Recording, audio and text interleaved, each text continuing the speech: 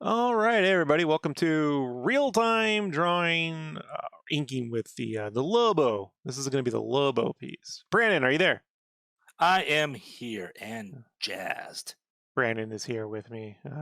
I tried recording this without Brandon, but I was told it's not as entertaining. Brandon, you bring the party with Brandon. The internet has spoken. All right. Okay. That again, exhibit A, folks. That will be what is that? Brandon's divorce, like the. Yes. So let's talk about this. So this audio is going to go over all of the real-time Lobo inking pieces. Right? There's going to be, I don't know how many uploads I'm going to have, but I'm not recording an intro for each individual one. But what we're going to do now is we're going to have intros over these. And so when I have another inked piece or another digital piece, all the real-time videos will have these intros, and then we'll have a speed video, which will be about 15 to 20 minutes long, Brandon, about 15 minutes, right? Yeah, give or take that sweet spot of long enough for people to watch and not get annoyed with us. Right. So we'll do that then, and so there'll be a speed version of this as well coming down the pike. All right. So first off, I want to say, so people are wondering out there, these real-time art videos, I don't expect everyone to sit here and stare at me drawing in real time for God knows how many hours. What they are they're up for two reasons. One, I forget how to do shit all the time. Oh, yeah. Like I don't regularly watercolor, color pencil, ink. Like I'm always jumping around, you know. So when I come back to a new technique, I'm like, how did I do that? And so these real-time videos are so that I can go back and watch them and remember how I did shit. So I know that if I can watch these things and learn from it, you can too, which is the second reason I put these real times up. All too often, Brandon, you know, when you want to see something very specific, a technique, and it's a speed video, you just don't get a good sense of how it was done, right? No. Even if it's like 2 speed or 1.5 speed, whatever.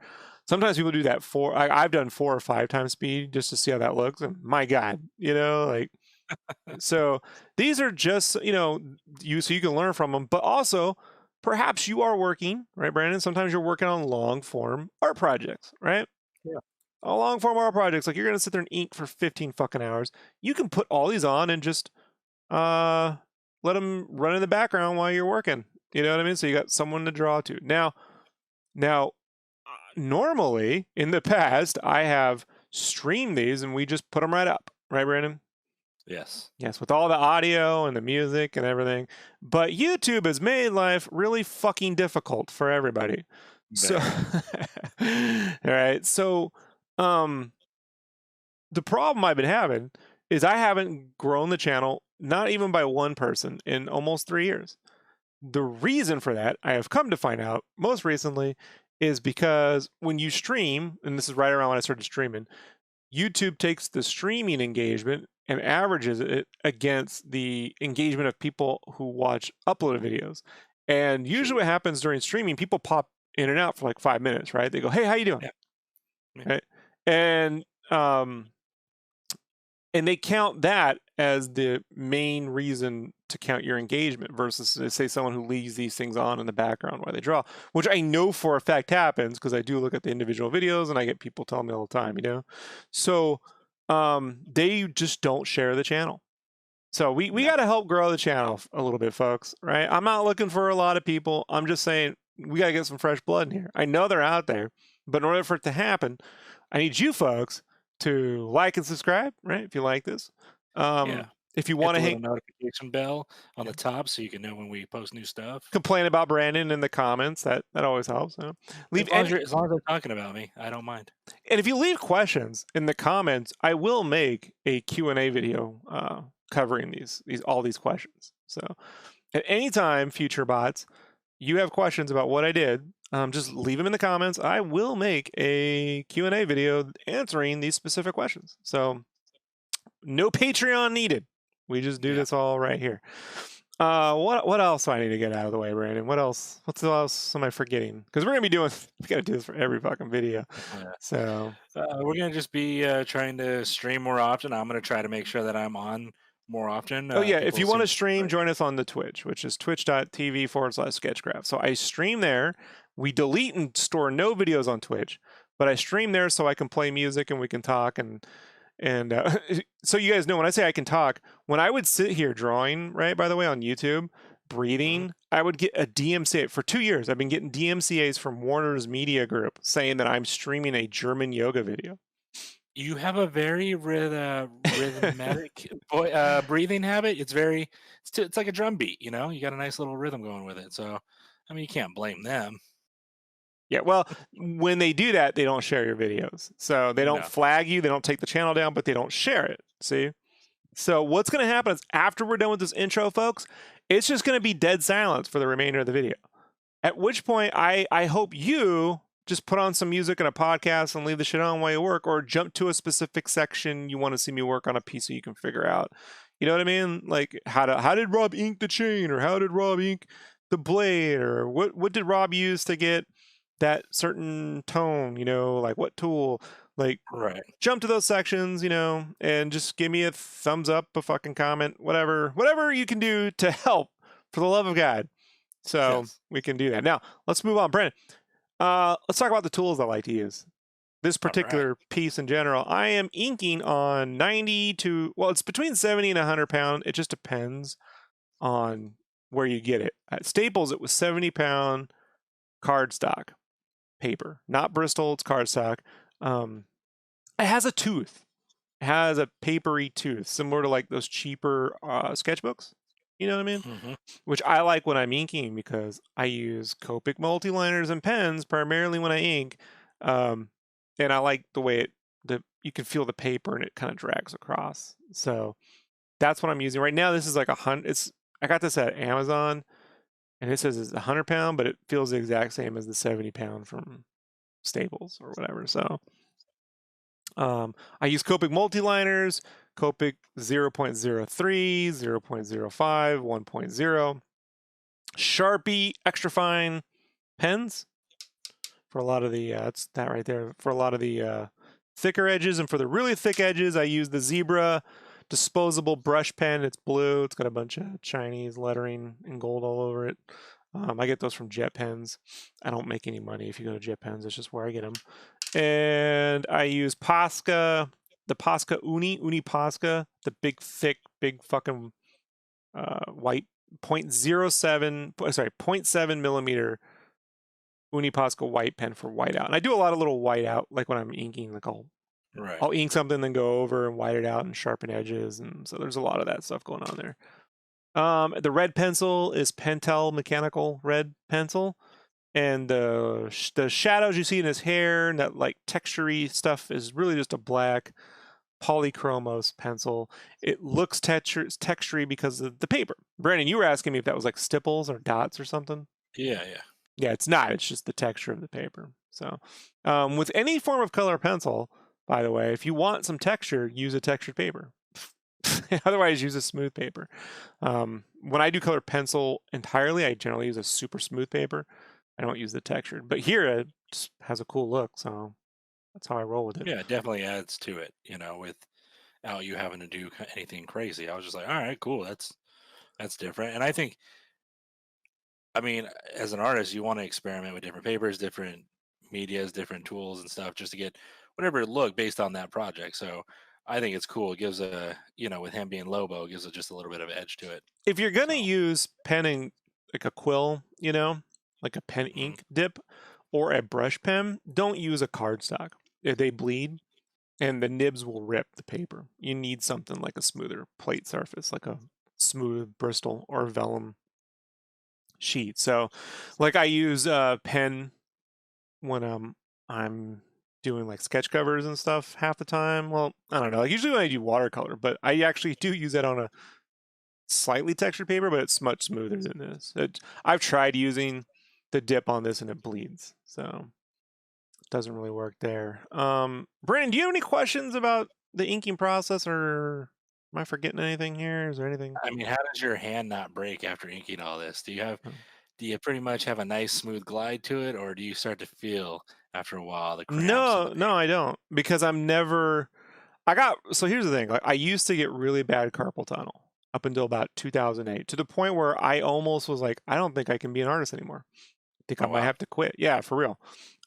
Especially like in my forearm, really bad, and then my knuckles. So, I had bought a Cintiq, 20 when the version 2s first came out. 21 UX? The 20 UX, yeah, the 20 UX Cintiq 2. I bought that, spent the money, wasn't cheap. I had to use a credit card, but I bought it because I could use little to no pressure. I was just always pressing really hard, even when I inked. Like I couldn't use Copic pens even at the time. I had to just use Sharpies because I would press hard. Right. Years of drawing with pencil, But after 4 years of doing just digital art for the most part, on the Cintiq, it trained me to not press. So I learned to draw with my forearm, my elbow when I want straight Okay. lines, and my whole arm when I want long lines, and to just use little pressure. So when I came back to doing pens, and I was doing inks on my watercolor stuff, Mhm. which you see around 2012 was when I started doing that. I could just draw with the pens, and I don't get any that wearing out comes from pressure, and I don't use any pressure. So it really helps too with the paper, since I can feel it. I can really go very light. Mhm. So yeah, no pressure involved in any of this process. And then if you do enough of this, you don't even feel like the stress of trying to get it right, because since the paper has tooth, I don't have to get the lines perfect the first time. I can kind of just like go do a version of it and then ink over it. So yeah. I like that how you said it, where you kind of use your elbow, your arm to Mm-hmm. draw, and not the wrist. I think I've seen painters talking about that and doing that. Like painters, when they have to do the long paint strokes, and they kind of just they move their arm and their rotator cuff instead of just using their Well, wrist and pressing with their hand. you should be doing that, because I gave you those exercises to do where you draw two dots on a piece of paper and you ghost and you connect the two dots. You should be using your elbow to do that. Of course, I still do that, obviously, because you know me, I'm not a slacker. Yeah, you don't do But that. You don't remember doing that, or the elbow I part, right? remember it. You I don't just remember yeah doing the elbow part, right? You were no. just like drawing a line, and then why do this? So if you want to know, folks, I'm able to ink and go kind of draw like really long lines because I did this. There's a technique where Feng Shu covered it on No DB back in 2004, where you draw two dots, like a dot and a dot, like about an inch apart. You take a pen and you kind of like start and you go ghost. You don't draw the line. You go back and forth, back and forth. And when you're confident, you draw using your elbow to that, and just look where you want the pen to go. And you just keep doing that over and over again. And then make the dots further out as you go along. I did that every day. I mean, in art college and while I was at work at Kinko's. I mean, every day for hours upon whatever, for about 2 years. And around 2006, I never had to worry about that. Like the pen goes where I want it to, you know? Right. And it really just trains eye to hand coordination, which really came in handy on this piece because I haven't inked anything in a while. And when I started working, my eyes weren't used to looking at paper so closely. I actually have really good eyesight up close, far away not so good. But I was like, I can't get my eyes close to the paper because they're just so used to working digitally over there. You're trying to scroll into the paper. You're like, I Yeah, I can zoom in. was trying to zoom into the paper. I'm like, I can't. So I had to work further back till my eyes relax. I don't strain my eyes, but I was able to rely on my ability to make the pen go where I need it to go at that point. So that training, like, you put in a couple years of that, and you don't have to. You just throw the paper away. You don't save this shit, but you just do it while you're at the DMV, Brandon, or when you're on the toilet.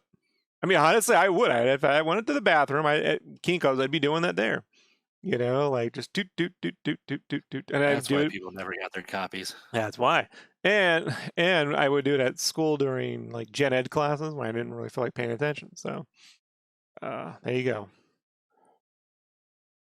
We have anything else, Brandon? Is there anything else I've forgotten about this, or is there any questions you have? Nothing about the art I can think of. Just we appreciate everyone who views, everyone who subs, everyone who subscribes, and I personally enjoy when people join in, ask questions on the chat, and just help keep it going. It's nice. It's fun to not.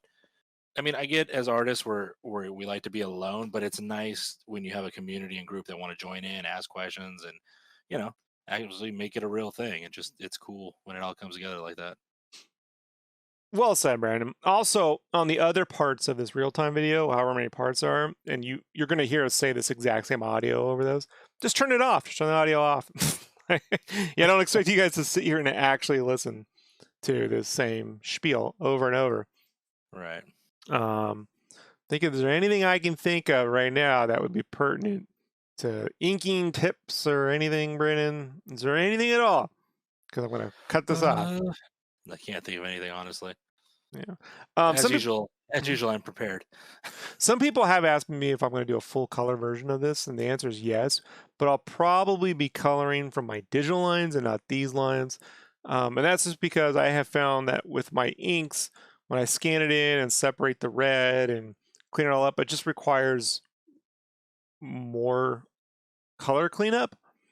So I've learned to I let these black and whites, black and white with this red shade. I let the traditional inks be what they are, and my color work tends to be, unless I really if the gun had drastically changed and I needed to use it as a guide, then I would scan it in and use it as a guide. But the digital lines, which is what I started with, will be enough for that.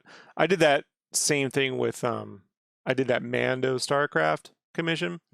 Oh, yeah. I drew that on paper first and then used all of that as a guide for the final Mando piece because I designed the gun on the paper. I find drawing anything technical like armor, weapons, anything that requires lots of details and super technical, I just find it way easier to do it on paper than digital. If that makes, I don't even know why that is. I don't know why it is, man. I can't get my head, so whatever. But yeah, there will be a full color version in this, and then I'll have these available in an art book later this year, or later in 2021. Yeah. So, all right, folks, that's it. That's all I got. Brandon, where can people again find us when we stream art? Where can they find us at? They can find us at Twitch at Sketchcraft. You can find us on YouTube at Sketchcraft. Instagram on Sketchcraft. Instagram at Sketchcraft. Twitter on Sketchcraft. OnlyFans at Sketch. No. Right? Right. We changed it up on that one. It's the Sketchcraft. Oh, no, real Sketchcraft. That's Facebook. It's real Sketchcraft because some fucking dude has Sketchcraft, so I put real Sketchcraft on there. So, right. Hey man, we just crossed. How many followers do you think I have on Facebook? 70,000. Add 100,000 to that. Oh my. Yeah, how'd that happen? I never bought them. So, that's I have had no success anywhere but Facebook, and they buy nothing on there too, by the way. Those Facebook folks, as far as I could tell, have purchased nothing. But I do have 172,000 followers. Not likes, followers, bro. Legit fucking, it is weird. It is weird how that worked out. So, whatever. For all the good that does me, I win the internet monies, which is nothing. So. All right, everybody. We will be back soon. Thanks for hanging out. And again, leave your comments, subscribe, do all that bullshit. See you later. Bye. Bye.